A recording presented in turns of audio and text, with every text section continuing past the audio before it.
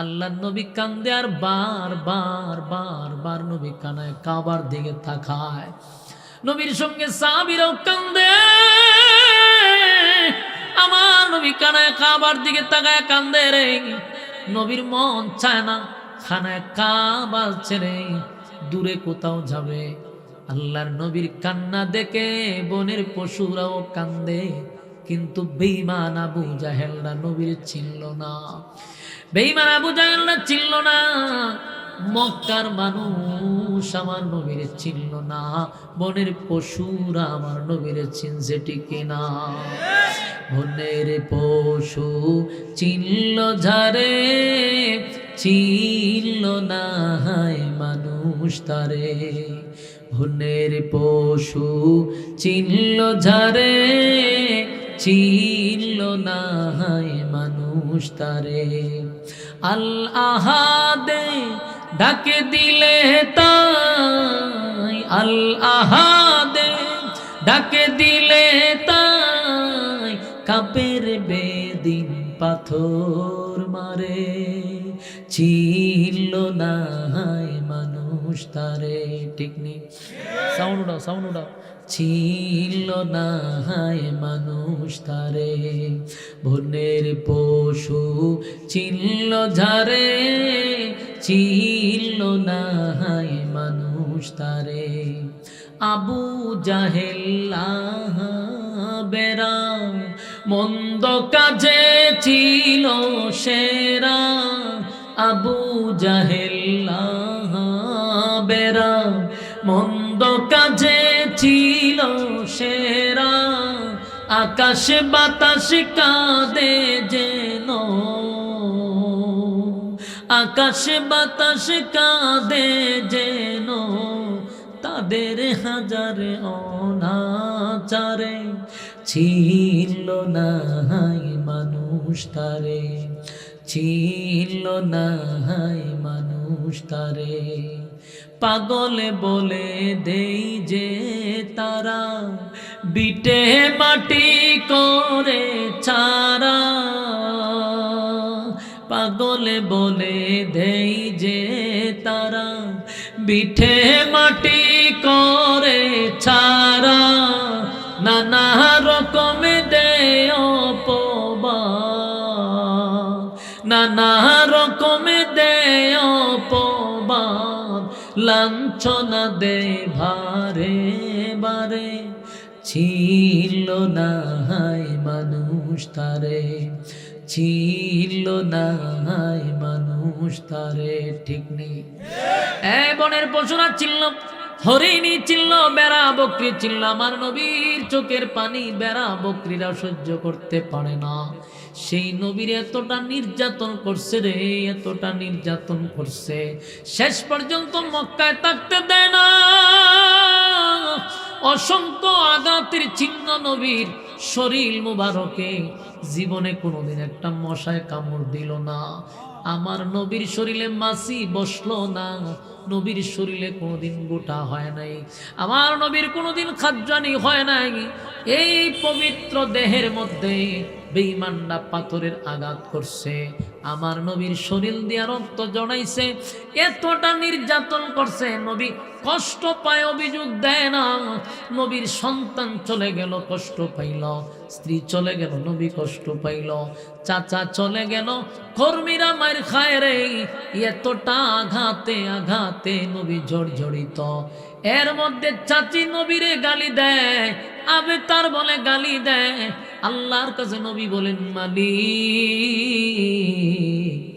আমার চাচি হইয়া আমার বিরুদ্ধে আমারে গালি দেয়, আমার চাচি আমারে নির্বংশা বইলা গালি দেয়। আল্লাহ তখন ডাক দিয়া কয়, বন্ধু কান্দেন না, চোখের পানি আপনি মুছেন। আপনারে কেউ সান্ত্বনা দেওয়ার দরকার নাই। আমি আল্লাহ আপনারে সান্ত্বনা দিলাম, আমি আল্লাহ আপনারে খুশি করলাম, আপনার পক্ষে আমি প্রতিবাদ করলাম। এই মুহূর্তে সূরা কাউসার নাজিল করে আল্লাহ বলেন, 1 নাম্বার হলো বন্ধু, বন্ধু আপনার 4টা সন্তান আমি নিয়ে গেছি। আপনার 4টা সন্তান যে আমি নিয়ে গেলাম, বন্ধু আপনাকে কষ্ট দেওয়ার জন্য নয়, কারণ আপনার সম্মান বাড়ানোর জন্য, বন্ধু আপনার ইজ্জত বাড়ানোর জন্য আমি আপনার 4টা সন্তানকে নিয়ে গেলাম। আর বাবা হিসাবে আপনার মনে যে আমি আল্লাহ কষ্ট দিলাম, যদিও আমি দিছি, বাবা হিসাবেও আপনার কষ্ট আছে। 4টা সন্তান আপনার নিয়ে গেলাম। এই 4টা ছেলে যদি আপনার থাকতো, আপনার বিরুদ্ধে কেউ কথা বললে প্রতিবাদ করত গো। এটাই তো মক্কার মানুষ বলে।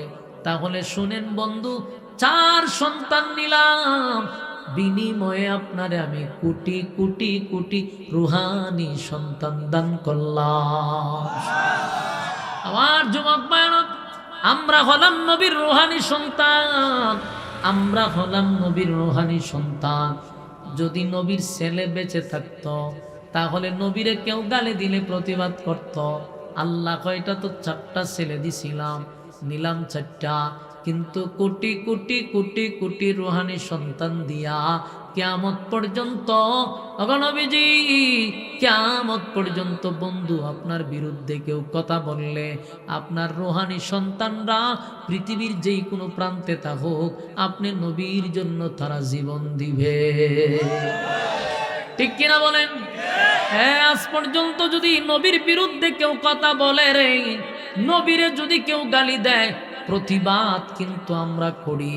প্রতিবাদ শুধু করি না, আমাদের অনেক আহলে হক ওলামায়ে কেরাম নবীর ইজ্জত রক্ষার্থে শাহাদাত বরণ করছে, নবীর জন্য জীবন দিছে, নবীর জন্য জীবন দিছে। আফসোস লাগে রে, আফসোস লাগে, বাংলাদেশে একটা দল নিজেরে সুন্নি বইলা দাবি করে, নিজেরে আহলে সুন্নাত ওয়াল জামাত দাবি করে। এই আহলে সুন্নাত ওয়াল জামাতের সাইনবোর্ডটা ব্যবহার করে, এই সাইনবোর্ডটা ব্যবহার করে কত হিজড়াগুলি যে এখন আলেম সাজে, নাম দেয় আহলে সুন্নাত ওয়াল জামাতের বক্তা। মূলত এটা বেডা না বেডি আমার সন্দেহ লাগে রে। একটারে দেখলে বোঝা যায় গুরমার মতো, মেকআপ সেকআপ কইরা আসে, বাপ সাপ দেখলে বোঝা যায় তৃতীয় লিঙ্গের কোনো মানুষ হবে। আমার এই কথাগুলি বলতে বাধ্য হইছি, কারণ নাম লাগাইলি আশেকে রাসূল, নাম লাগাইলি আহলে সুন্নাত ওয়াল জামাত। এ যাবত আমরা দেখলাম কোনোদিন নবীর বিরুদ্ধে গালি দিলে প্রতিবাদ নাই, আন্দোলন নাই, মাঠে ময়দানে নাই। আল্লাহরে শেষ পর্যন্ত বাউল্লারা গালি দিল, ফাউলরা গালি দিল। একটা মেকআপওয়ালা বক্তা, একটা হিজড়াওয়ালা বক্তারাও মানববন্ধন করলো না, আন্দোলন করলো না, মিছিল করলো না। উল্টা আরো বাউল ফাউলের পক্ষে কথা বলল। উল্টা কয় বাউলের সাথে যেটা করা হয়েছে এটা নাকি অন্যায় হয়েছে। এখন আপনারাই বলেন, আমি এটির হিজরা না আরো নিচে যদি লামন লাগাই মিলাম রাজি? এটির প্রতি আমার রুচি একেবারে চলে গেছে। আল্লাহরে গালি দিলে যার শরীরের রক্ত গরম হয় না, কসম খোদার এটা ইহুদি খ্রিস্টানদের দালাল। ঠিক কিনা বলেন? আল্লাহ প্রথমেই সান্ত্বনা দিল, বন্ধু 4 জন সন্তান নিলাম গো, আপনারে হাজার হাজার কোটি রুহানি সন্তান দিলাম। আপনার নাম, আপনার সুনাম, আপনার ইজ্জত রক্ষার জন্য আপনার রুহানি সন্তানরা জীবন দিবে। সান্ত্বনা দিছে। 2 নাম্বার হলো নবীরে খুশি করল। আল্লাহ সূরা কাউসার নাজিল করে জানায়া দেয়, ইন্না আ'তাইনাকাল কাউসার। আল্লাহ বলেন, বন্ধু মন খারাপ করবেন না, আপনি মনে কষ্ট পাবেন না। আদম থেকে নিয়া ঈসা রূহুল্লাহ পর্যন্ত লক্ষাধিক নবী রাসূল দুনিয়াতে আসছে গো নবী, কাউরে কিন্তু আমি কাউসার দান করি নাই। আপনি নবীরে আমি কাউসার দান করলাম। সুবহান। আমার নবীরে একটা গিফট করার পরে নবী খুশি হয়ে গেল। মানুষকে মানুষ খুশি করে কোন সময় কিছু দিয়া, কথা হয় না? আপনার জন্য যদি কেউ হাদিয়া নিয়ে আসে, আপনি বেজার না খুশি? আল্লাহ তার বন্ধুর জন্য হাদিয়া পাঠাইল, ইন্না আ'তাইনাকাল কাউসার, নিশ্চয়ই বন্ধু আপনাকে আমি কাউসার দান করলাম, কাউসার দান করলাম। আমার নবী খুশি না বেজার? আল্লাহর নবী তখনই মুস্কি হাসি মারছিল। সাহাবায়ে কেরাম আশ্চর্য হইয়া কয় কান্নার মাঝখানে কিসের হাসি? আল্লাহর নবী বলেন, সাহাবীরা রে, আমার মালিক আমার এমন এক জিনিস গিফট করছে যা দেখে আর শুনে আমি আশ্চর্য হয়ে গেছি, আনন্দে আমি হাসি থামায়া রাখতে পারি নাই। জোরে কোন সুবহান। আল্লাহ বলে, বন্ধু আদম নবীকে আমি কাউসার দেই নাই, এই ইব্রাহিম খলিলুল্লাহকে কাউসার দেই নাই, মুসা কালিমুল্লাহকে আমি কাউসার দেই নাই। বন্ধু কাউসার আপনারে দিলাম। এই কাউসার হাউজে কাউসার সাধারণ কোনো গিফট নয়, সাধারণ কোনো পুরস্কার নয়। আল্লাহর নবী বলেন, হাউজে কাউসারের এত দাম, কোনো বান্দা বান্দি যদি একবার এক পেয়ালা পানি পান করতে পারে আর কোনোদিন 50,000 বছরের ভিতরে পানির পিপাসাটাও লাগবে না। সুবহানাল্লাহ। শুনি এই পানির এত দাম, এত দাম, এত দাম। হাসরের মাঠে গেলে বোঝা যাবে এই পানির কত দাম রে। যে পানিটা পান করবে আরশের ছায়ার নিচে বসার সুযোগ পাবে, যে পানি পান করতে পারবে না তার উপায় থাকবে না, উপায় থাকবে না। পানি যদি পান না করতে পারি গো, জিহ্বাটাও কুকুরের মতো বাহির হয়ে যাবে, মাথার মগজটাও গলে যাবে, অস্তিত্ব বিলীন হয়ে যাবে। যদি এক ফোঁটা পানি পান করতে পারি, পানির পিপাসাও লাগবে না, জিহ্বাও বাহির হবে না। পানি না পান করলে অস্তিত্ব টিকে থাকবে না। কথা কি বুঝতেছেন? আল্লাহ বলেন, ইন্না আতাইনাকাল কাউসার। বন্ধু আপনাকে কাউসার দিলাম, কাউসার দিলাম। ওই যে একটা আয়াত পড়ছি সূরা দুহা, ওয়ানাসাউফা ইউতিকা রাব্বুকা ফাতারদা। আল্লাহ বলছে আমি আপনাকে অচিরেই খুশি করব। হ্যাঁ, অচিরেই খুশি করব। আমার যুবক ভাইরা, এই ওয়ানাসাউফা ইউতিকা রাব্বুকা ফাতারদার তিনটা ব্যাখ্যা হতে পারে। এক নাম্বার হলো আল্লাহ তার বন্ধুরে অচিরেই খুশি করবে, তার ইঙ্গিত হতে পারে মক্কা বিজয়কে কেন্দ্র করে। দুই নাম্বার, আল্লাহ তার বন্ধুরে বাইতুল মুকাদ্দাস নিছে, আল্লাহ তার বন্ধুরে সিদরাতুল মুনতাহায় নিছে, আরশে আজিমে নিছে, ইনভাইট করছে বন্ধুরে বন্ধুর বাড়িতে। সেই ওয়ালা সাউফা ইউতিকা রাব্বুকা ফাতারদা, খুব শীঘ্রই আপনাকে খুশি করব। তার মানে হতে পারে বন্ধু আপনারে আমি ইনভাইট করলাম আরশে আজিমে। সুবহান।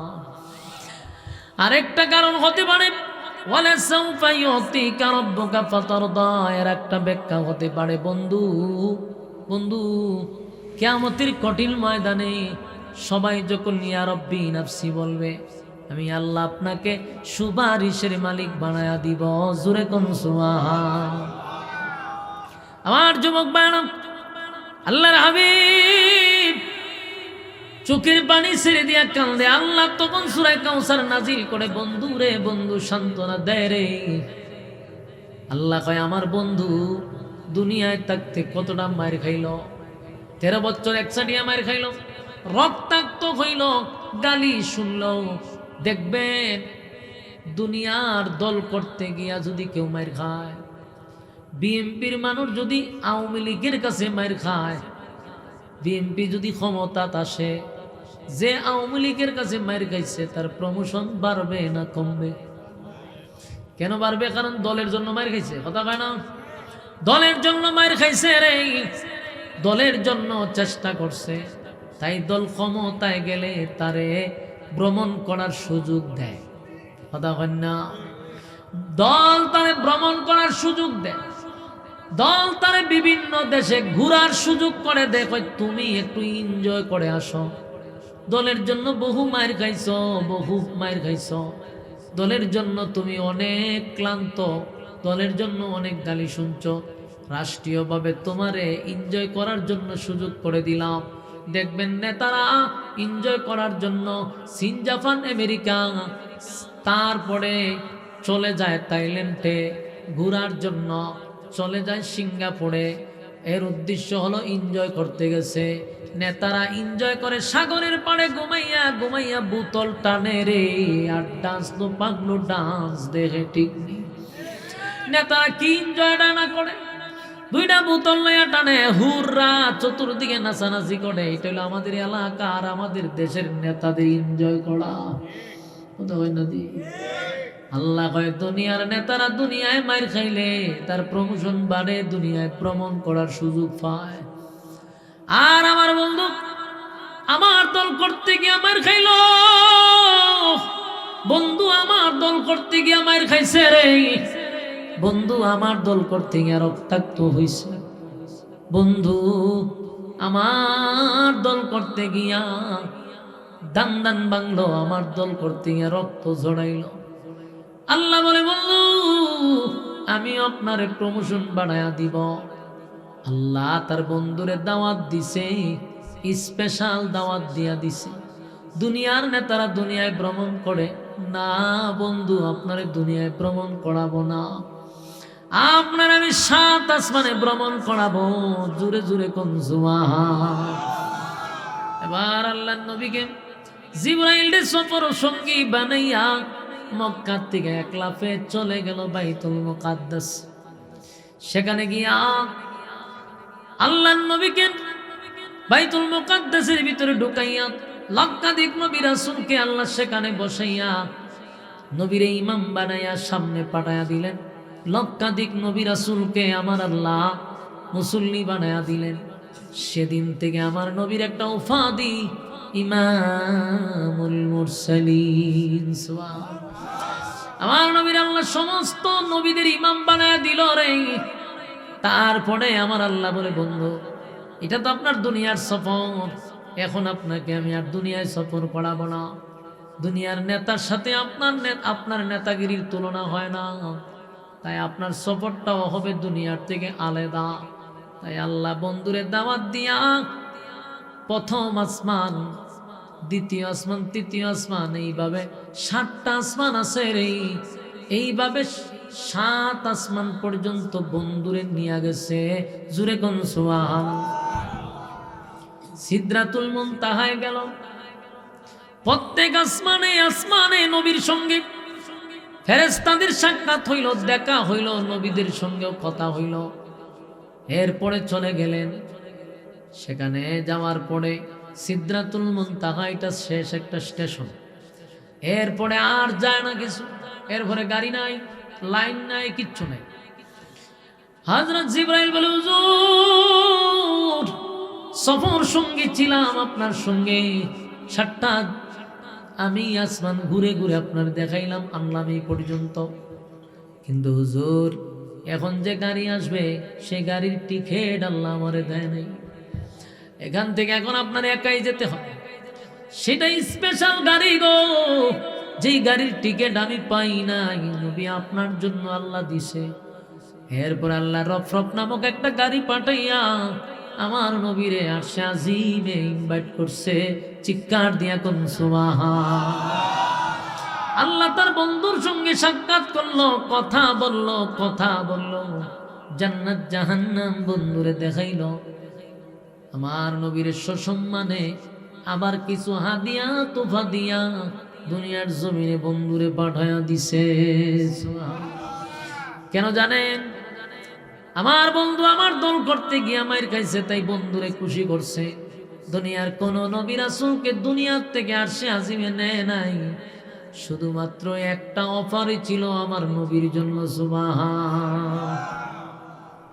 আমার যুবক ভাইরা, সেই নবী যখন এই কান্না শুরু করে, আল্লাহ বলেন বন্ধু আপনার কান্না যে আমি বরদাস্ত করতে পারি না, বন্ধু আপনার কান্না আমি সহ্য করতে পারি না। আমার নবী কানলে যেন মুক্তা জড়ে।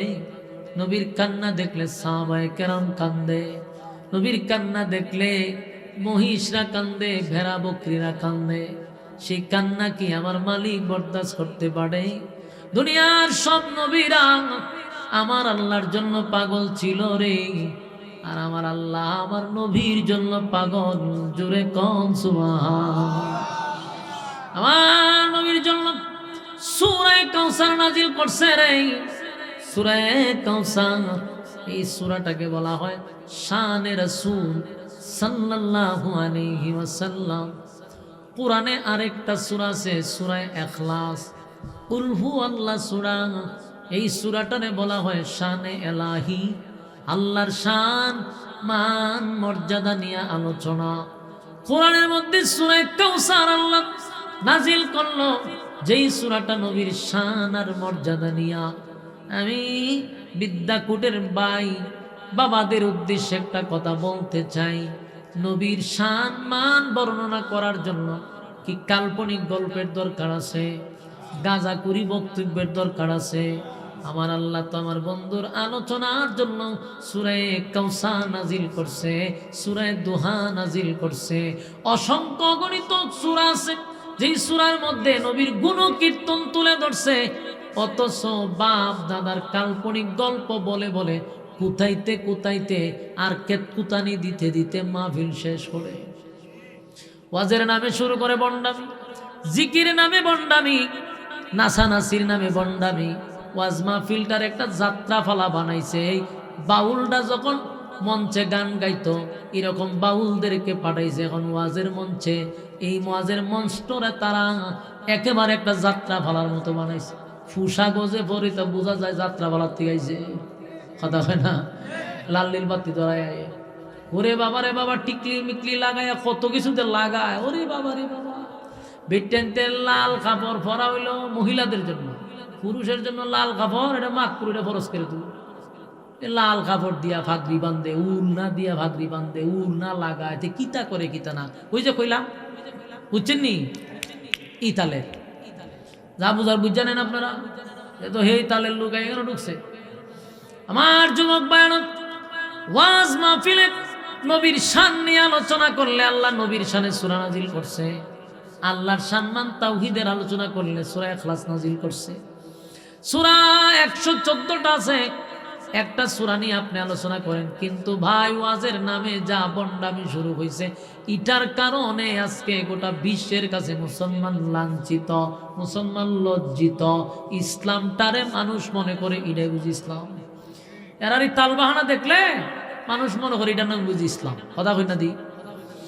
আমার যুবক বায়ান, আল্লাহ রাব্বুল আলামিন তার বন্ধুরে খুশি করার জন্য সূরা কাউসার নাজিল করে প্রথম সুসংবাদটা কি শোনাইছে? আপনারে আমি কাউসার দান করলাম বন্ধু, আমি কিন্তু আদম রে দান করি নাই বন্ধু, আমি কিন্তু ইব্রাহিম রে দান করি নাই বন্ধু, আপনারে কাউসার দিলাম। তাহলে প্রথম নাজিল করে বন্ধুরে খুশি করে দিল। জুরে কোন সুবহানাল্লাহ। এরপর আল্লাহ বলেন, ফাসাল্লি লিরাব্বিকা ওয়ানহার ইন্না শানিআকা হুয়াল আবতার। আল্লাহ বলেন, আপনি আপনার রবের জন্য কুরবানি করেন আর সালাত আদায় করেন, কুরবানি করেন আর সালাত আদায় করেন। আপনি আল্লাহর রাস্তায় কুরবানি করেন। শুধু গরু জবাইয়ের কথা এখানে উল্লেখ করা হয় নাই, কুরবানি অনেক কিছুকে বোঝায়। আল্লাহর রাস্তায় কুরবানি করেন। একটা মাদ্রাসা দিছেন, এটাও আল্লাহর রাস্তায় কুরবানি করলেন। একটা দ্বীনি প্রতিষ্ঠান করলেন, আল্লাহর রাস্তায় কুরবানি করলেন। মানুষকে সাহায্য করলেন, যে কোনো জায়গায় আপনি দান সদকা করলেন, সবগুলাকে মিলাইয়ে কুরবানি বলা হয়। আল্লাহ বলেন, বন্ধু আপনার রবের জন্য আপনি কুরবানি দেন আর সালাত আদায় করেন। সুবহানাল্লাহ। এখানে হাউজে কাউসারের পাশে সালাত কেন রাখলো? বুঝা গেল রে, হাউজে কাউসার পান করবে কারা জানোনি? যারা সালাত আদায় করবে তারাই তো আমার নবীর বরকতি হাতের পানি পান করবে। কোন বেনামাজিকে আমার আল্লাহ এক ফোঁটা পানিও নবীর হাতে পান করাবে না। কথা কি বুঝতেছে? এবার আসুন পরের আয়াতে আল্লাহ বলেন, ইন্না শানিআকা হুয়াল আবতার। আল্লাহ কিন্তু এই জায়গায় প্রতিবাদ করছে। এই যুবক ভাইরা, প্রথম সূরা নাজিল করে আল্লাহ নবীরে খুশি করল, এরপরে সান্ত্বনা দিল। এখন আবার নবীর পক্ষে প্রতিবাদ করতেছে। ইন্না শানিআকা হুয়াল আবতার। নিশ্চয়ই তারা আবেতার, তারা আবেতার। তারা কারা রে? যারা আমার নবীর আবেতার কইছে। কথা হয় না? এই নবীর আবেতার বলছিল, নবীর চাচি নবীর আটকুরা বলছিল, লেস কাটা বলছিল। মক্কার মানুষ কেউ প্রতিবাদ করে নাই, নবীরে কেউ সান্ত্বনা দেয় নাই। কিন্তু আল্লাহ বলে, বন্ধু ইন্না শানিআকা হুয়াল আবতার, নিশ্চয়ই তারা আবেতার, তারা নির্বংশা, তারা লেস কাটা। কারণ আমি আল্লাহ, ওই যে আমি বলছিলাম প্রতিবাদ করছে, নবীরে খুশি করলো, সান্ত্বনা দিল, এখন প্রতিবাদ। এরা কয় নবী আটকুরা, আর আল্লাহ কয় নিশ্চয়ই তারা আটকুরা। সুবহানাল্লাহ। আল্লাহ তার বন্ধুর পক্ষ হইয়া প্রতিবাদ করে রে, নবীর পক্ষ হইয়া প্রতিবাদ করে, নবীর পক্ষ হইয়া প্রতিবাদ করে। আল্লাহ কয় নিশ্চয়ই তারা আবেতার, তারা লেস কাটা, তারা নির্বংশা। কারণ নবী গো, আপনি দুনিয়া থেকে বিদায় হয়ে গেলে আমি আল্লাহর নাম থাকবে যতদিন, আপনি নবীর নাম থাকবে ততদিন। এই জমিন থেকে আপনার নাম মুছে যাবে না, এই নবীর নাম জমিন থেকে মুছবে না। যেদিন ইসরাফিল সিংহাত ফু মারবে, দুনিয়া তছনছ হয়ে যাবে, সেদিন আল্লাহ বলেন এই দিন পর্যন্ত আপনার নাম জমিনে আছে, আমার নামও আছে। বন্ধু টেনশন করবেন না, আপনার নামের ইজ্জত রক্ষা করবে রোহানি সন্তানরা। তাই আল্লাহ প্রতিবাদ করে বলেন, আমার বন্ধু আবেতার নয় রে, আমার বন্ধুর নাম নেওয়ার জন্য কিয়ামত পর্যন্ত লোক থাকবে। এই যে আমরা নবীর শানে দুরূদ পড়ি, সেকেন্ডে সেকেন্ডে সেকেন্ডে লক্ষ কোটি দুরূদ নবীর রওজাতে পৌঁছে যায়। উম্মতরা যে কোনো প্রান্তে নবীর দুরূদ যদি পড়ে, ঘুমাইয়া পড়েন, দাঁড়াইয়া পড়েন, শুইয়া পড়েন, কিন্তু এই দুরূদ আমার নবীর কাছে ফেরেশতারা পৌঁছায়া দেয়। আমার যুবক ভাইয়েরা, আমার নবীর শানে মানুষ দুরূদ পড়ে, কত সেকেন্ডে সেকেন্ডে গোটা পৃথিবীর থেকেই আমার নবীর উপরে দুরূদ বর্ষিত হয়। নবীর রওজা মুবারকে সাহাবায়ে কেরামরা বলেন, আমরা যখন নবীর দুরূদ পড়তাম, আল্লাহর নবী বলতো, আমার দুরূদ যারা পড়বে, আমি দুনিয়ার থেকে বিদায় হয়ে গেলেও আমার আল্লাহ ফেরেশতাদের মাধ্যমে অমুকের নাম, অমুকের ঠিকানা, তোমার বাবার নাম কি, তোমার নাম কি, সব ঠিকানা সহ নবীর রওজা মুবারক আল্লাহ পৌঁছায়া দিবে। সুবহান। আমার যুবক ভাইয়েরা, তার মানে বোঝা গেল এই পৃথিবী আছে যতদিন আমার নবীর নাম আল্লাহ রাখবে ততদিন। সুবহান। তাই আল্লাহ বলেন, ইন্না শানিআকা হুয়াল আবতার, নিশ্চয়ই তারা আবেতার। আজকে তাকায়া দেখেন, যারা নবীর আবেতার বলছিল, যেমন আবুল আহাব্বা, আবুল আহাব্বার বউ, বলুন তো দেখি আজ পর্যন্ত আবুল আহাব কারো নাম পাইছেন? এই আবুল আহাব্বা নাম কারো পাইছেন? উতবা কারো নাম রাখছে? উতাইবা কারো নাম রাখছে? তাহলে যারা নবীর আবেতার বলছিল, আল্লাহ কি বলছে? তারা আবেতার, তাদের নাম পৃথিবীতে কেউ নেয় না। নীল আবুল আহাবের বংশরা শেষ, আবুল আহাবের নাম নেওয়ার মতো কেউ নাই। আমার নবীর নাম সেকেন্ডে সেকেন্ডে নবীর নাম বলা হয়, সেকেন্ডে সেকেন্ডে নবীর দুরূদ পৌঁছানো হয়। জুরে কোন ঠিক নেই আমার যুবক ভাইয়েরা। তাই আমরা যখনই সুযোগ পাবো আমরাও দুরূদ পড়ব। একবার দুরূদ পড়লে 10টা নেকি, একবার দুরূদ পড়লে 10টা গুনাহ মাফ, একবার দুরূদ পড়লে 10টা রহমত বর্ষিত হয়। জুরে কোন সুবহান। আমার যুবক ভাইরা, শেষ কথা হলো, সূরা কাউসার নাজিল করছিল বন্ধুরে খুশি করার জন্য। সূরা কাউসার নাজিল করছে বন্ধুরে সান্ত্বনা দেওয়ার জন্য। সূরা কাউসার নাজিল করছে নবীর পক্ষে প্রতিবাদ করার জন্য। বলুন তো দেখি, 3টা পয়েন্ট আপনারা পাইছেননি? আরো জোরে পাইছেন? 1 নাম্বার সান্ত্বনা দিল কি দিয়া? রুহানি সন্তান দিয়া। জবাব দেয় না। 1 নাম্বার সান্ত্বনা রুহানি সন্তান দিয়া, 2 নাম্বার খুশি হইল কাউসার দিয়া, 3 নাম্বার প্রতিবাদ করলো আল্লাহ আবেতার উল্টা জবাব দিয়া। ঠিক নেই? কারা কারা এই কথাগুলি বুঝছেন? হাত তুলেন তো দেখি। লিল্লাহে তাকবীর, লিল্লাহে তাকবীর। রাজি আছেন তো ইনশাআল্লাহ? আর ভবিষ্যতে নবীর রুহানি সন্তানরা নবীর ইজ্জত রক্ষা করবে ইনশাআল্লাহ। আল্লাহ কবুল করুক, আমিন। সবাই দুরূদ পড়েন, আল্লাহুম্মা সাল্লি আলা মুহাম্মাদিন ওয়া আলা আলি মুহাম্মাদ কামা সাল্লাইতা আলা ইব্রাহিম ওয়া আলা আলি ইব্রাহিম ইন্নাকা হামিদুম মাজিদ। আল্লাহুম্মা সাল্লি আলা মুহাম্মাদিন ওয়া আলা আলি মুহাম্মাদ কামা সাল্লাইতা আলা ইব্রাহিম ওয়া আলা আলি ইব্রাহিম ইন্নাকা হামিদুম মাজিদ। লা ইলাহা ইল্লাল্লাহ ওয়াহদাহু লা শারীকা লাহ واشهد ان سيدنا وسندنا وحبيبنا ومولانا محمدا عبد الله ورسوله أرسله بالحق بشيرا ونذيرا وداعيا إلى الله بإذنه وسراجا منيرا. أما بعد فأعوذ بالله من الشيطان الرجيم. بسم الله الرحمن الرحيم. ডিলে হালকা ডিলেটা একটু উঠাই দিন। ইন্না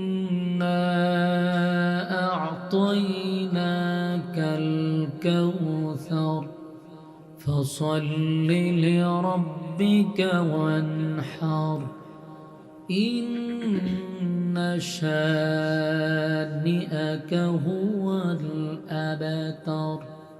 সাদাকাল্লাহুল আযীম।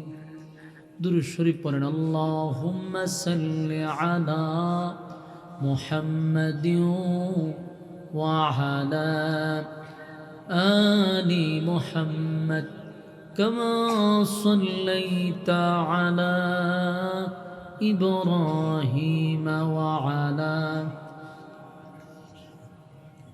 ইন্নাকা হামিদুম মাজিদ।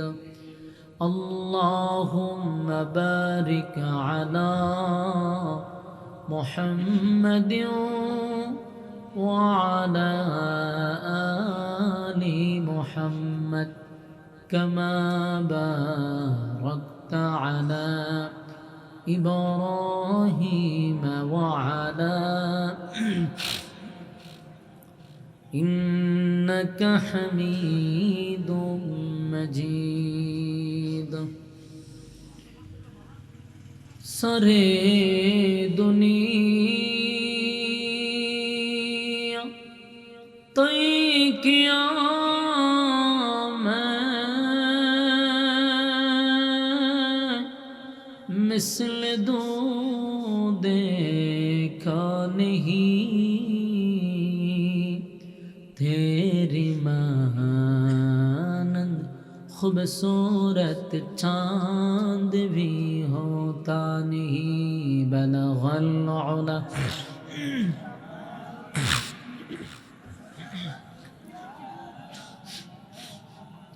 حسنت جميع خصاله صلوا علیہ.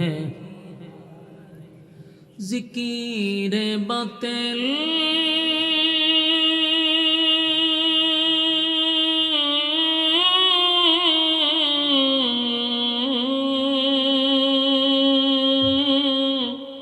کو ہٹا دے دل سے رب، ذکر میں تیرے لگا دے روز شب لا الہ ইল্লাল্লাহ লা ইলাহা জোড়ে লা ইলাহা লা ইলাহা ইল্লাল্লাহ লা ইলাহা লা ইলাহা লা ইলাহা লা ইলাহা ইল্লাল্লাহ মুহাম্মাদুর রাসূলুল্লাহ সাল্লাল্লাহু আলাইহি ওয়াসাল্লাম। আলহামদুলিল্লাহ, ব্রাহ্মণবাড়িয়া জেলার অন্তর্গত বিদ্যাকোট দক্ষিণপাড়া বাইতুল মামুর জামের মসজিদ কমিটি ও যুবক বৃন্দের উদ্যোগে আয়োজিত বার্ষিক ইসলামী সম্মেলনের সম্মানিত যিনি সভাপতি হজরত মাওলানা মিজানুর রহমান সাহেব দামাত বরকাতুহু, ওয়াজ করেছেন আপনাদের সামনে হজরত মাওলানা মুফতি কাউসার আহমদ হাসানী সাহেব দামাত বরকাতুহু। আরও অনেক ওলামায়ে কেরাম আপনাদের সামনে নসিহত পেশ করেছেন। আপনারা কথাগুলি শ্রবণ করছিলেন। আলহামদুলিল্লাহ, এই পর্যন্ত আপনারা যারা বসে আছেন এবং রাস্তাঘাটে যারা আছেন, দোকানপাটে যারা আছেন, তাদের কাছেও আমি বিনয়ের সাথে বলবো আমরা ফ্যান্ডেলে চলে আসি। কারণ আল্লাহ যদি হায়াতে বাঁচায় রাখে আগামীকাল পর্যন্ত বাচ্চা যদি আমরা থাকি, গল্প আড্ডা আমরা মারতে পারবো, গল্প করার সুযোগ আছে যদি বাচ্চা থাকি, আড্ডা মারার সুযোগ আছে যদি বাচ্চা থাকি। কিন্তু আগামীকাল পর্যন্ত বেঁচে থাকলেও, হায়াত থাকলেও এই মাহফিলটাতে বসার সুযোগ নাই। বাচ্চা থাকলেও সুযোগ নেই, আর বেঁচে থাকলে গল্প করার সুযোগ আছে। তাহলে আপনার আড্ডা এবং গল্প আজকের জন্য বাদ দিয়ে এই বরকতি মজলিসে আলেমদের সহবতে বসে যাই। যতক্ষণ বসা থাকবো নাজালাত আলাইহিমুস সাকিনা, উপর থেকে সাকিনা রহমত নাজিল হবে। ফ্যান্ডেলের ভিতরে যতক্ষণ থাকবো নিরাপদ, গুনাহ হবে না, এটাই সম্ভব। ফ্যান্ডেলের বাহিরে গেলে গুনাহ যে হবে এটাও সম্ভব। গুনাহমুক্ত পরিবেশে আমরা বসছি। দীর্ঘক্ষণ সময় আপনারা কাউসার আহমদ হাসানী সাহেবের কথা শুনছিলেন খুব মনোযোগ সহকারে। এখন আমরা মাহফিলের শেষ প্রান্তে চলে আসছি। মোনাজাত দিয়ে বাড়িতে যাবই না, এরকম নিয়ত আমাদের করতে হবে যে আমরা মোনাজাত দিয়ে বাড়িতে যাব ইনশাআল্লাহ। তাই রাস্তাঘাটে যারা আসি ফ্যান্ডেলের ভিতরে আমরা চলে আসি। সম্মানিত সুধী, মুসলমানের এক ক্লান্তি লগ্নে আমরা এখানে বসছি। ফিতনা ফাসাদের এই যুগে আমরা দ্বীনি মজলিসে বসছি। আপনারা খুশি না বেজার? শুকরিয়া আদায় করছি আলহামদুলিল্লাহ। লক্ষ কোটি দুরুদ এবং সালাম আল্লাহর সৃষ্টির প্রধান আকর্ষণ জনাবে মুহাম্মদুর রাসূলুল্লাহ সাল্লাল্লাহু আলাইহি সাল্লাম। আপনারা দ্বীনি কথা শোনার জন্য আরামের বিছানা ছেড়ে নরমাল বিছানায় বসছেন। আমি আপনাদের সামনে মহাগ্রন্থ আল কোরআনের 114 সূরার মধ্যে সবচেয়ে ছোট একটা সূরা, এর চেয়ে কোনো ছোট সূরা নাই। এই সূরাটা আপনাদের সামনে আমি তেলাওয়াত করছি। কিন্তু আশ্চর্য হয়েছি, আপনারা মাহফিল আইসা হবিগঞ্জ থেকে আমি আসলাম, আর আপনারাই এলাকার মানুষ ঘুমতে টিকে আসতে পারলেন না, ঠিক না? হবিগঞ্জ থেকে গিয়ে কষ্ট করে দাওয়াত দিছে। এত দূর সফর করে আসার পরে যদি এই দৃশ্য দেখুন লাগে, বক্তারও কথা বলার আগ্রহ উৎসাহ বাড়ে না। আপনার কমিটি যারা মাহফিল করাইছে তাদেরও আগ্রহ উৎসাহ আর বাড়তে চায় না, কষ্ট পায় যে এত কষ্ট করলাম, রাত দিন অক্লান্ত পরিশ্রম করলাম, যাদের জন্য আয়োজন করলাম তারা বাড়িতে গল্প করে, তারা বাড়িতে ঘুমিয়ে আছে, কেউ আড্ডাতে আছে, কেউ রাস্তাতে আছে। এজন্য ভবিষ্যতেও যেন এই মাহফিলটা টিকে থাকে, যুবকরা মসজিদ কমিটিরা যেন তাদের উৎসাহটা না হারায়। এই জন্য আমরা এই মাহফিলে বসে এই মাহফিলটাকে আমরা একেবারে মোনাজাত পর্যন্ত আমরা এখানে বসে থাকবো এরকম নিয়ত করে আমরা ঘর থেকে বাহির হয়ে যাই ইনশাআল্লাহ। যারা আছেন বাহির হয়ে যান। দেখেন কোরআনের সবচেয়ে ছোট সূরার মধ্যে একটা সূরা হইল সূরায়ে কাউসার। এই কাউসার আল্লাহ কেন নাজিল করলো, নাজিলের কারণটা কি? কোরআনে কারীম নাজিল হয়েছে তিনটা কারণে। কোনো সময় আল্লাহ কোনো প্রশ্নের জবাব দেওয়ার জন্য সূরা অথবা আয়াত নাজিল করছে, কোনো সময় কোনো ঘটনাকে কেন্দ্র করে আল্লাহ সূরা অথবা আয়াত নাজিল করছে, কোনো সময় কোনো সমস্যার সমাধান দেওয়ার জন্য সূরা অথবা আয়াত নাজিল করছে। আমার এই তেলাওয়াতকৃত সূরাটি নাজিল করছে আল্লাহ রাব্বুল আলামিন তার বন্ধুকে খুশি করার জন্য, তার বন্ধুকে সান্ত্বনা দেওয়ার জন্য, রাসূলের পক্ষে প্রতিবাদ করার জন্য। মূল কথা একটাই, রাসূলকে খুশি করা, কিন্তু এটার ভিতরে প্রতিবাদ আছে। আল্লাহ তার বন্ধুর পক্ষে প্রতিবাদ করছে, সান্ত্বনা দিছে, খুশি করছে। তাহলে আমি তিনটা বিষয় আপনাদেরকে তুলে ধরি। এক নম্বর, এই সূরাটা নাজিল করে রাসূলকে আল্লাহ খুশি করছে। এই সূরাটা নাজিল করে রাসূলকে সান্ত্বনা দিছে।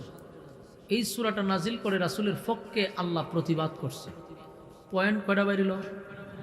আপনারা যদি মনোযোগ দিয়ে আলোচনা শুনতে চান তাহলে একেবারে ধ্যান খেয়াল দিয়া মাঝে মধ্যে হ্যাঁ না ঠিক বেঠিক যেখানে যেটা লাগে এটা লাগাইলি তুইব, আমি যেন না লাগানি লাগে, তাহলে আলোচনাটা বাড়িতে নিয়ে যেতে পারবেন, একটা সাবজেক্ট ভিত্তিক কথা শুনতে পারবেন। আমরা শুনবো আগে কেন নাজিল হলো, এরপরে এটার ভিতরে আল্লাহ কি বলল তার সরল তর্জমা শুনব।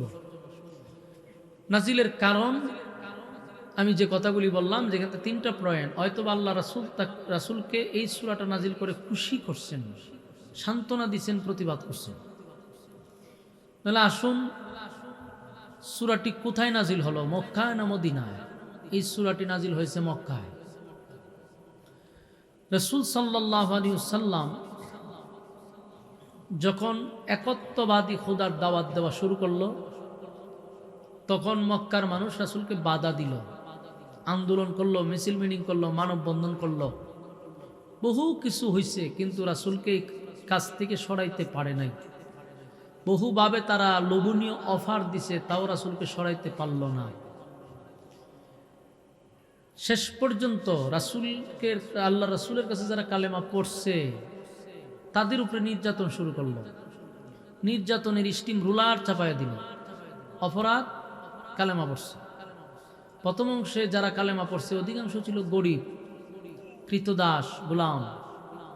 তাদেরকে মারলে কেউ প্রতিবাদ করে না, তাদের পক্ষে কেউ দাঁড়ায় না, এই জন্য তাদেরকে মারতে লাগলো। যেমন বেলাল গোলাম, খাব্বাব গোলাম, এরকম অসংখ্য সাহাবী গোলাম ছিল। তাদেরকে মারলে কেউ দাঁড়ায় কথা বলে না, এদের উপরে নির্যাতন চালাইল। আল্লাহর রাসূল সাল্লাল্লাহু আলাইহি সাল্লাম কালেমার দাওয়াত দেয়, মানুষ গালমন্দ করে, কিন্তু টাচ করে না, আঘাত করে না। কেন? এখনো আবু তালেব বেঁচে আছে, এখনো আম্মাজান খাদিজা বেঁচে আছে। আম্মাজান খাদিজা যদিও নবীর স্ত্রী, কিন্তু ওনার একটা মহিলা হইলে ওনার একটা পাওয়ার ছিল। আর যেই কারণগুলি থাকলে মানুষের পাওয়ার থাকে, সবগুলা কারণ আম্মাজান খাদিজার মধ্যে ছিল। যেমন আম্মাজান খাদিজা তৎকালীন সময় একজন শিক্ষিত ছিল। তো স্বাভাবিক, আমরা জানি শিক্ষিত মানুষদেরকে মানুষ সম্মান করে, ঠিক না? 2 নম্বর হলো আম্মাজান খাদিজা তৎকালীন সময়ে একজন শিল্পপতি ছিল, মানে টাকাওয়ালা। আমরা এটাও জানি যার টাকা আছে তার সুনাম আছে, যার টাকা আছে তার মানুষ সম্মান করে। 3 নম্বর হলো আম্মাজান খাদিজা সম্ভ্রান্ত পরিবারের ছিল। 4 নম্বর হলো উনি রূপে গুণে সেরা ছিল। সবগুলা কারণে মানুষ ওনার সামনে যাইতে ভয় পাইতো, কারণ যোগ্যতা আছে, কথা বলতে মানুষ ভয় পাইতো। তাই আল্লাহর রাসূলকে গালি দিলেও আম্মাজান খাদিজার সামনে কেউ গালি দেয় নাই অথবা আক্রমণ করে নাই। অন্যদিকে রাসূলের আপন চাচা আবু তালেব, যদিও উনি ঈমান আনে নাই, কিন্তু ওনাকে মানুষ ভয় পাইতো। কেন? উনি তখন মক্কার কুরাইশের একজন সর্দার ছিল, পাওয়ারফুল নেতা। তাই নেতার সামনে মানুষ কথা বলতো না। এই দুইজন যতদিন জীবিত ছিল রাসূলকে কেউ টাচ করতে পারে নাই। তো ঘটনাটা কি ঘটলো? আল্লাহর রাসূলের চাচা মারা গেল, আবু তালেব মারা গেল, মানে রাসূলের একটা সাইড শেষ। এরপর আম্মাজান খাদিজাও মারা গেল। রাসূলের আরেক সাইড শেষ, শেল্টার দেওয়ার মতো কেউ নাই। যার কাছে সুখের কথা দুঃখের কথা রাসূল বলতো, সেই স্ত্রী প্রিয়তমা চিরদিনের জন্য চলে গেছে। রাসূলের ভিতরে একটা ব্যথা, চাচাও গেল স্ত্রীও গেল, মনের মধ্যে কষ্ট আছে না নাই? মক্কার পরিস্থিতি ভিন্ন হয়ে গেল। এখন আল্লাহর রাসূলের বিরুদ্ধে সবাই কথা বলে, সাহস পায়, মারমুখী অবস্থা, কারণ বাধা দেওয়ার তার কেউ নেই। মারমুখী অবস্থায় রাসূল সাল্লাল্লাহু আলাইহি সাল্লাম দেখলো পরিস্থিতি মক্কার ভালো না। এখন কালেমার দাওয়াত নিয়ে গেলে মানুষ খেফা অবস্থায় আছে। রাসূল চিন্তা করলো পরিস্থিতিটা স্বাভাবিক হোক, এখানকার যে পরিস্থিতি এখন মানুষ মারমুখী, তাহলে আমি আপাতত মক্কায় কিছুদিনের জন্য মক্কা ছেড়ে আমি একটু দূরে যাই, সেখানে গিয়ে কালেমার দাওয়াত দিই, পরিস্থিতি স্বাভাবিক হলে আবার আসবো। এক বুক আশা নিয়ে রাসূল চলে গেলেন তায়েফে। তায়েফে গিয়ে রাসূল কালেমার দাওয়াত দিবে, কিন্তু তায়েফে যাওয়ার পরে আল্লাহর রাসূল সেখানে রক্তাক্ত হয়েছে। তায়েফের মানুষ রাসূলকে এমন আঘাত করছে যে এমন কোনো জায়গা নাই শরীরের যেখান থেকে রক্ত বাহির হয় নাই। এতটা নির্যাতন আল্লাহ রাসূলকে করছে, আঘাতের কারণে রক্ত শূন্য হয়ে গেছে, রাসূল বেহুশ হয়ে পড়ে গেছে। এই আঘাতপ্রাপ্ত হইয়া শরীরে জখম নিয়া আবার ফিরে আসছে কোথায়? মক্কায়। মক্কায় আসার পরে উচিত ছিল মক্কার মানুষ ওনাকে একটু সান্ত্বনা দেওয়া, যেটাই হোক আমাদের বংশের আমাদের রক্তের, প্রতিবাদ না করুক সান্ত্বনা তো দিত না। কেউ রাসূলকে সান্ত্বনা দিল না। তাহলে বলুন তো দেখি কয়টা আঘাতপ্রাপ্ত হয়েছে? 3টা। এই পয়েন্টগুলো আপনাদের হাতে গইনা রাখতে হইব, তাহলে সামনের বয়ানটা আপনাদের কাছে শুনতে বুঝতে সুবিধা হবে। আমি প্রথম পয়েন্ট দিছি শুরুতে, সূরাটা কেন নাজিল হলো এর জন্য 3টা পয়েন্ট দেখাইছি। এখন আবার ইয়াদ রাখবেন যে রাসূল কত জায়গায় আঘাত পাইছে, এই আঘাতগুলি ইয়াদ রাখবেন। 1, স্ত্রী চলে গেছে, চাচা চলে গেছে, নিজে রক্তাক্ত হয়েছে, 3টা। 4 নম্বর হলো রাসূল যখন মক্কায় আসছে, আসার পরে চতুর্দিক দিয়ে খবর আসতেছে যে আপনার কর্মীদেরকে জায়গায় জায়গায় নির্যাতন করতেছে, মারতেছে। একজন নেতা হিসাবে কর্মীরা যদি মার খায়, রক্তাক্ত হয়, নেতার কষ্ট লাগবো কিনা? এটা নবীর আর একটা কষ্ট, কারণ উনি তো এমন একজন নেতা ছিলেন কর্মীদের ব্যথায় ব্যতীত হয়, কর্মীদের কান্নায় উনি কান্দে। আর আমাদের দেশের নেতারা হলো এসির ভিতরে আমরা থাকবো, আর সাধারণ মানুষদেরকে কর্মীদেরকে পাঠায় দেয় আন্দোলনে, মায়ের খা গুলি খা তোরা খাইবি, আমরা এসির ভিতরে থাকবো। কোন নেতা মরতে দেখছেন? সব কর্মীরা মরে, যেগুলো 500 টাকা দরে কিনা, এগুলো যতটা ছিল আবার টেকাতে কিনা, ওই 500 টাকা করে গোটা কিনা। কারণ কোনো নেতার জন্য মাগ না কেউ মিছিল মিটিং করে না, কারণ আপনি এত বড় আল্লাহর লইছেন না যে আপনার লেগে মানুষের জীবন দিব। টেকার লোভি গেছিল গিয়া জীবন দেওয়ান লাগছে কি 500 টাকার কারণে। কিন্তু এদেশের কোনো নেতার সাথে পাবলিক এমনে এমনে যায় না, বিনিময়ে যায়। কথা বল না দি, বিনিময়ে যায়। এই জন্য নেতাও চিন্তা করে এরাও তো আমি বিনিময়ে আনছি, যে মরলে তোরা মর। কিন্তু আল্লাহ রাসূল সাল্লাল্লাহু আলাইহি সাল্লামের সাথে যে কর্মীরা আছে তারা কি বিনিময়ে? এরা তো নবীর জন্য জীবন দিতে চায়, তাই মার খাইতেছে, রক্তাক্ত হইতেছে। কথা শুনে আল্লাহ রাসূলে আরেকটা আঘাত পাইছে। সমস্ত দিক দিয়ে নবী ব্যথায় ব্যতীত, জর্জরিত। আপনি চিন্তা করেন, স্ত্রী চলে গেল, চাচা চলে গেল, নিজে রক্তাক্ত হইল, কর্মীরা মার খাইতেছে। এদিকে নবীর ছেলে 60 জন আছেন, একজন কইরা সব 4 জন মারা গেছে। কথা বুঝতেছেন নি? বালেগ হওয়ার আগেই নবীর 4টা ছেলে মারা গেল। বাবা হিসাবে তার সন্তান যদি মারা যায়, বাবা হিসাবে আঘাত পাইব কিনা? এখানে নবী আরেকটা আঘাত প্রাপ্ত। 4টা ছেলে নবীর চলে গেল। নিজের হাতে ছেলেদেরকে গোসল করাইছে, নিজের হাতে কাপন পড়াইছে, নিজের হাতেই নবী জানাজা পড়াইলো, নিজের হাতে কবরে নামাইলো, মাটি দিল। বাবা হিসাবে নবীর মনে আরেকটা কষ্ট। সব আঘাত লইয়া মনে কষ্ট নিয়া খানায় কাবার সামনে বসে রয়েছে। এর মধ্যে আরেকজন সাহাবী আয়েশা কয়, হুজুর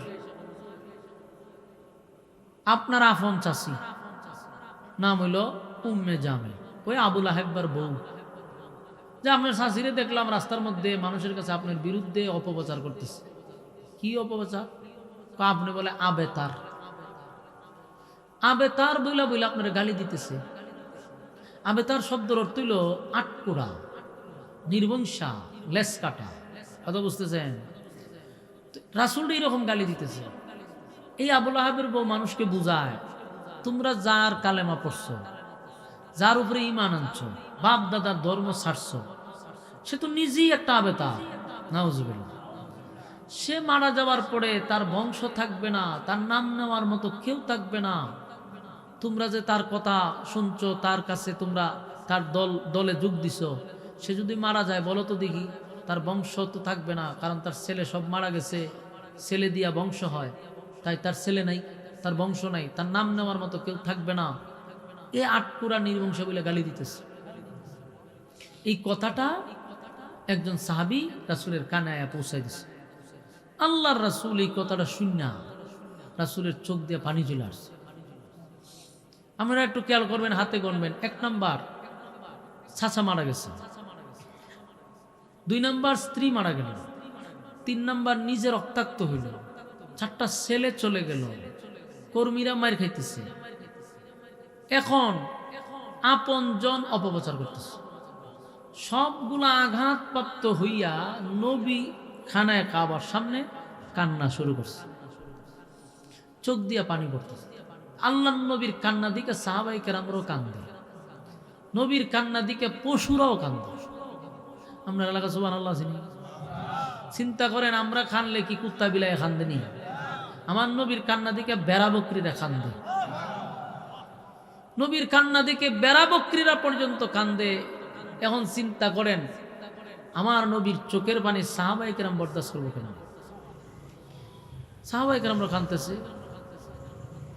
কান্নার পরে আল্লাহ রাসূল হঠাৎ করে একটা মুস্কি হাসি দিছে।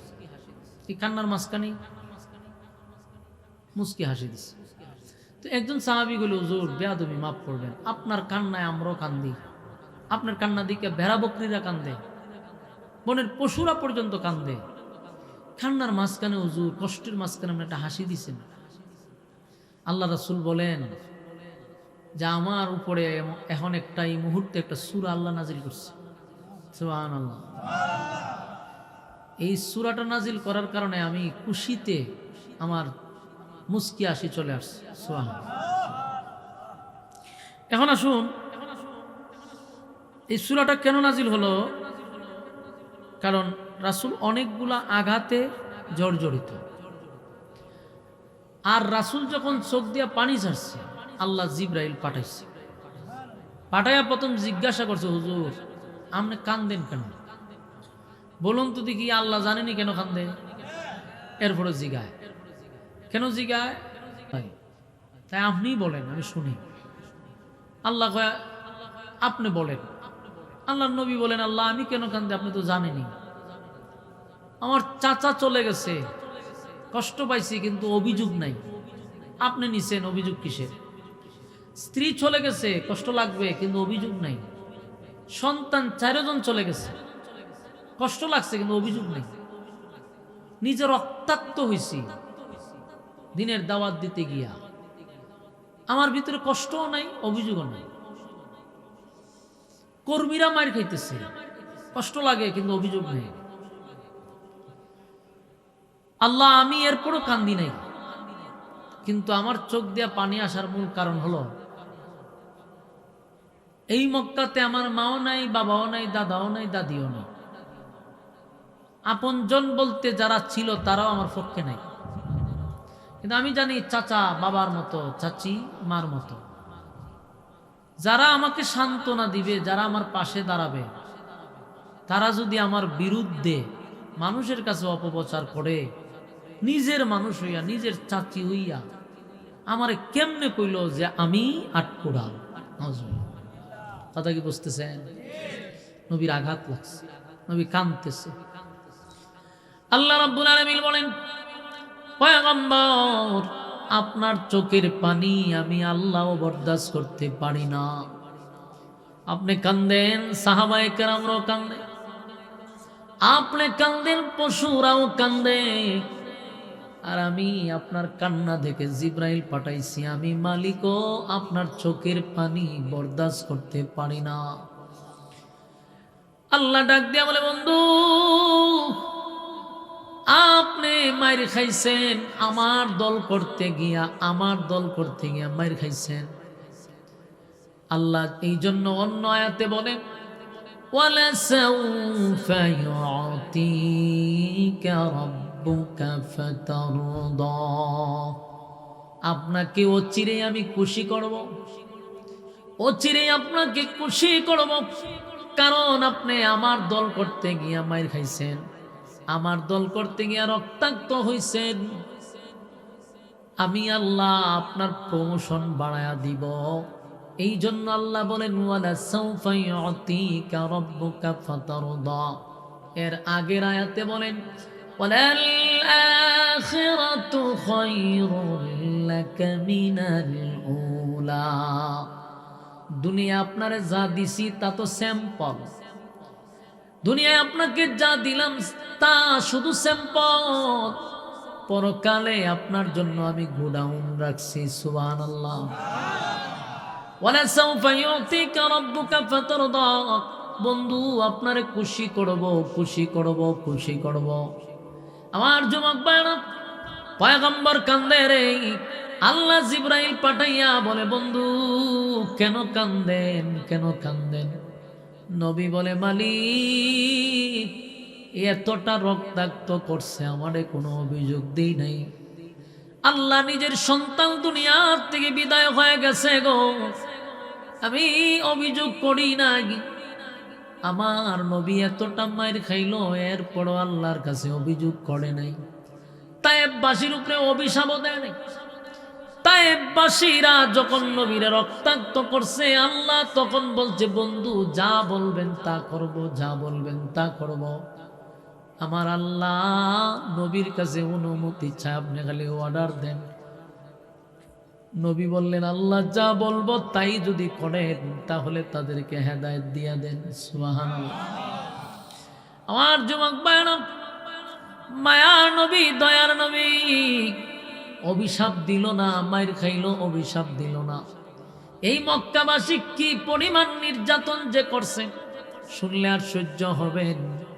আমার নবীরে তারা এতটা নির্যাতন করছে 13টা বছর, এক চাটিয়া এক তরফা, কোনো প্রতিবাদ রাসূলের পক্ষ থেকে ছিল না। তারা একতরফা আমার নবীরে তারা মারছে, নবীর সাহাবীদেরকে দুনিয়ার থেকে বিদায় করে দিছে, রক্তাক্ত করছে, শান্তি দেয় নাই, নির্যাতন করছে। আল্লাহর হাবিব 13টা বছর নির্যাতন সহ্য করলো রে। কতটা নির্যাতন করছে, মারতে মারতে বেহুশ করে দিল।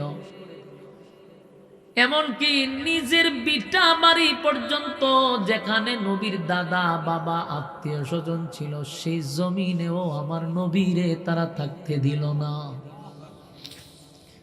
নবীরে 13 বছর মারল, হত্যা করার ষড়যন্ত্র করল। আল্লাহর হাবিবকে তারা হত্যা করার ষড়যন্ত্র করল। যে আবু জাহেলের নাম আপনারা শুনেন, আবু জাহিল্লা মিটিং করে, বারবার মিটিং করে কি করা যায় মুহাম্মদকে নিয়া। একবার এক মিটিংও গিয়া দেখে আবু জাহেল তার সাঙ্গ পাঙ্গ নিয়া আল্লাহর নবীর বিরুদ্ধে কিভাবে নবীকে মক্কার থেকে বিতাড়িত করা যায়, দুনিয়ার থেকে সরায়া দেওয়া যায়, এমন মিটিং করে। এর মধ্যে একজন মুরব্বী আইসা দাঁড়াইছে পরে আবু জাহেল মুরব্বীর দিকে তাকায়া বলে, জানেননি আমরা কি মিটিং নিয়ে বসছি? মুরব্বী কয়, আমি জানি তোমরা মুহাম্মদকে মারার জন্য মুহাম্মদের ব্যাপারে সিদ্ধান্ত নিছ। এবার আবু জাহেল কয়, দেখেন তো আমাদের পরামর্শ, কেউ পরামর্শ দেয় মুহাম্মদকে মক্কা থেকে বাহির করে দিব, কেউ পরামর্শ দেয় মুহাম্মদকে আঘাত করে রাতের বেলা কোথাও নিয়ে ফালাইয়া দিব। আর আবু জাহেল কয় মোহাম্মদকে আমি চাই হত্যা করতে, নাউজুবিল্লাহ। ওই মুরব্বী কয় তোমার পরামর্শটা আমার ভালো লাগছে। এই মুরব্বী হলো মিস্টার ইবলিস। ইবলিস মানুষের সুরত ধরতে পারত। তখন কয় আমার তোমার পরামর্শটা ভালো লাগছে। ফাইনাল সিদ্ধান্ত নিল আল্লাহর নবীকে তারা দুনিয়ার থেকে বিদায় করে দিবে। আল্লাহ নবীরে ইঙ্গিত দিয়া দিল, বন্ধু আপনাকেই মক্কা ছেড়ে দিতে হবে, অচিরে আপনাকে মক্কা ছেড়ে দিতে হবে। আল্লাহর নবী হযরত আবু বকরকে একদিন বললেন, আবু বকর রে, যে কোনো সময় মক্কা ছেড়ে আমি মদিনার দিকে রওনা দিতে পারি। সফরটা হবে রাত্রে, সঙ্গীটা হবে তুমি। এতটুক জানায়া দিল। অন্যদিকে হাবিবে কিবরিয়াকে মারার জন্য ষড়যন্ত্র চলতেই লাগলো। একদিন আল্লাহর হাবিব ঘুমিয়ে আছে, মক্কার কাফের বেঈমানরা একত্রিত হইয়া সিদ্ধান্ত নিল আজকে রাত্রে নবীকে হত্যা করবে। জুরে জুরে কন্যা উযুবিল্লাহ, আজকে রাত্রে হত্যা করবে। জিবরাইল এসে বলে, হুজুর উঠুন, আপনি ঘুম থেকে জাগ্রত হন, আল্লাহর পক্ষ থেকে খবর আসছে, এখন আপনি তাড়াতাড়ি এই ঘর ছেড়ে চলে যান। কারণ গোটা বাড়ি চতুর্দিক বেঈমানরা ঘেরাও করে রাখছে। আবু জাহেলের বাহিনীরা আপনার ঘর ঘেরাও করে রাখছে, আপনাকে হত্যা করার জন্য তারা সিদ্ধান্ত নিছে। গো নবী, আপনি ঘর থেকে বাহির হয়ে যান। আল্লাহর নবী চিন্তা করলো, আমি যদি মক্কা ছেড়ে এখন বাহির হয়ে যাই, কিন্তু মক্কার মানুষ আমার কাছে কিছু আমানত রাখছে, বিশ্বাস করে আমার কাছে জিনিসপত্র রাখছে। যদিও নবীরে ভালো পায় না, নবীর ধর্ম গ্রহণ করে না, কিন্তু আল্লাহর নবী যে আল আমিন, নবী যে একজন আমানতদারী, সেটা তাদের বিশ্বাস হইতো। তাই দামি দামি জিনিসগুলা নবীর কাছে রাখতো। আল্লাহর হাবিবের কাছে মক্কার অনেক মানুষ অনেক কিছু দিয়া রাখছে। পয়গম্বর হযরত আলীকে বলল, আলী রে, আমি যদি এখন চলে যাই, পাওনাদার এসে যদি আমারে না পায়, তাহলে আমার প্রতি ধারণা খারাপ হবে। তাই আমি চাই আমি ঋণ মুক্ত হইয়া কোথাও চলে যাই। আমার মালিক আমার অর্ডার দিস, আমার চলে যেতে হবে। হ্যাঁ আলী, আমি যে এই বিছনায় শুয়ে গেলাম, ঠিক এই বিছনাতে তুমি কম্বল মুড়ি দিয়া শুয়ে থাকো, আর জিনিসপত্রগুলা মানুষ আসলে তাদেরকে বুঝাইয়া দিও। আর শীঘ্রই তোমার সাথে আমার দেখা হবে মদিনায়। সুবহানাল্লাহ। এই কথা বলে না, কথা বলে না, আমার কথাগুলি মনোযোগ দিয়া শুনেন। হযরত আলী নবীর বিছানায় কম্বল মুড়ি দিয়া শুয়ে গেল। শোয়ার সাথে সাথে বলুন তো দেখি, এই সময়টায় যদি আপনাকে শোয়ানো হয়, আপনার কি ঘুমে ধরবে? কারণ নবী মনে করেই তো তারা তরবারি চালাইব, কারণ নবীর বিছানায় হইল হযরত আলী। বেঈমানরা দরজা খুলেই তো আক্রমণ করবে। হযরত আলী ওই জায়গাতে কিভাবে ঘুমায় রে? বেঈমানরা চতুর্দিক দিয়া, ঘরের চতুর্দিক দিয়া দাঁড়ায় আছে।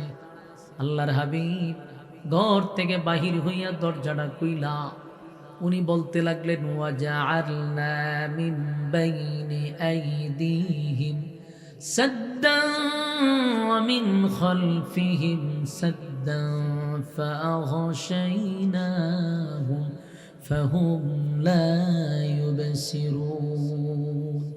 আল্লাহর নবী আয়াতটা পড়ে বালুর মধ্যে ফুক দিয়া যখন ছিটায়া দিল, প্রত্যেকটা বেঈমানের কোনায় কোনায় গিয়া ঢুকে গেছে।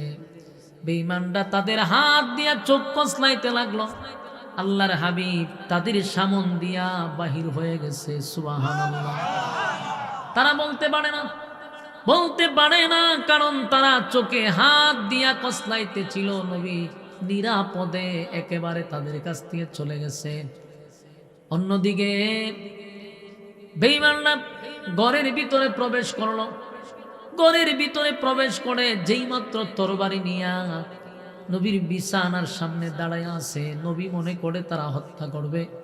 কিন্তু হঠাৎ করে একজন কম্বলটা সরাইলেন, সরাইয়া দেখেন নবীর বদলে এখানে হযরত আলী শুয়ে আছে। সুবহান।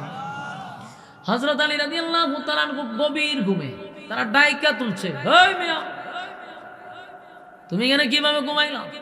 কিরালিক, আমরা তো জানি কেন তোমার নবী মুহাম্মদুর রাসূলুল্লাহ সাল্লাল্লাহু আলাইহি সাল্লাম ঘুমানোর কথা। আলী রে, মোহাম্মদ নাই করেছিল? বলেছিল তো। বাহির হইল কোন সময়? বলে তোমাদের সামন দিয়া আমার নবী বাহির হয়ে গেছে। সুবহান। আর হয় কি আশ্চর্যের ব্যাপার! আর তুমি এখানে যে শুইলা, তোমারে তো আমরা গভীর ঘুম থেকে ডাইকা তুললাম, তুমি এই সিচুয়েশনে ঘুমাইলা কেমনে? কারণ আমরা তো আক্রমণ করলাম বলে মোহাম্মদ মনে করে, তো তোমার কি একটু ভয় লাগে নাই যে আমরা তো তোমার হত্যা করবো? তোমাকে ভয় লাগছে না? তাই আমি যাবৎ যত ঘুম ঘুমাইছি, আজকের মতো এত গভীর ঘুম আমার কখনো লাগে নাই। আচ্ছা, কোন এখানে কি ঘুমাবে সময়? হযরত আলীরে প্রশ্ন করলো, আলী তোমার কি ভয় লাগে নাই?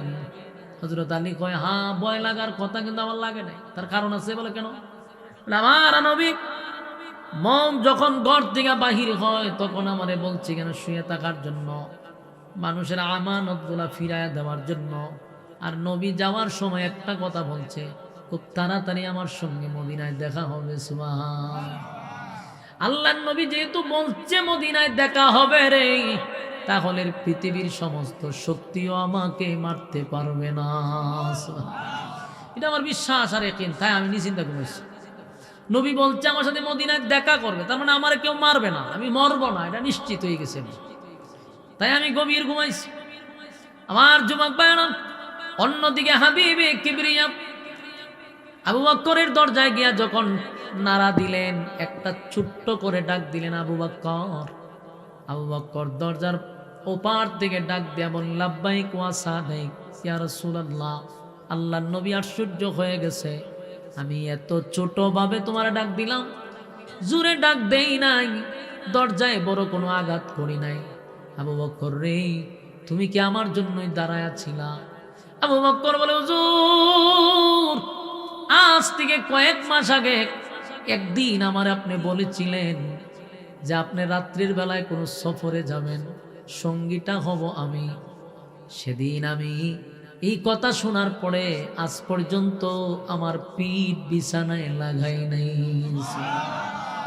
আমার যুবক ভাইরা, নবীর প্রতি কত মায়া, নবীর প্রতি কত মায়া রে! এই যাবৎ পর্যন্ত বিছানায় ফিট লাগায় না। আল্লাহর নবীর যদি কষ্ট হয়, নবীর ডাক দিতে গিয়া যদি নবীর কষ্ট হয়ে যায়, নবীর যদি দাঁড়ানো লাগে, তাই আবু বকর বলেন, আমি আর ঘুমাই নাই, প্রতিদিন দরজার সামনে দাঁড়ায় থাকি, কখন আমার নবী আমারে ডাক দেয়। জোরে কোন সুবহান। আমার যুবক ভাইরা, আমার নবী এক বুক ব্যথা লইয়া, কষ্ট লইয়া বিটা বাড়ি ছাড়া করলেন। আমার নবী মক্কা থেকে মদিনায় যেতে চায় না রে, বারবার বারবার বিটা বাড়ির দিকে তাকায় আর খানায় কাবার দিকে তাকাইয়া নবীর চোখ দিয়া পানি ছাড়ে। ডাক দিয়া বলে, কাবারে মনটা চায় তোর পাশে আমি থেকে যাই, কিন্তু কাবারে আমি তো তোর পাশে থাকতে পারলাম না, তোর প্রতিবেশীরা আমারে থাকতে দিল না। আমার মায়ের দেশ, আমার বাবার দেশ, দাদার দেশ আমারে থাকতে দিল না।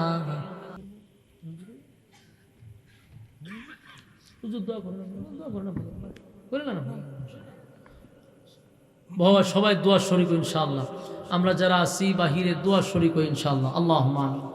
আলহামদুলিল্লাহি রাব্বিল আলামিন, والصلاة والسلام على سيد الأنبياء والمرسلين وعلى آله وصحابه أجمعين. رب العالمين الله নজুলে রহমতের দ্বার প্রান্তে আল্লাহ সাদা সাদা দাড়িওয়ালা মুরব্বীদেরকে নিয়ে হাত বাড়াইছি। আল্লাহ আমার নওজোয়ান কিছু তরুণ যুবক ভাইদেরকে নিয়ে হাত বাড়াইছি।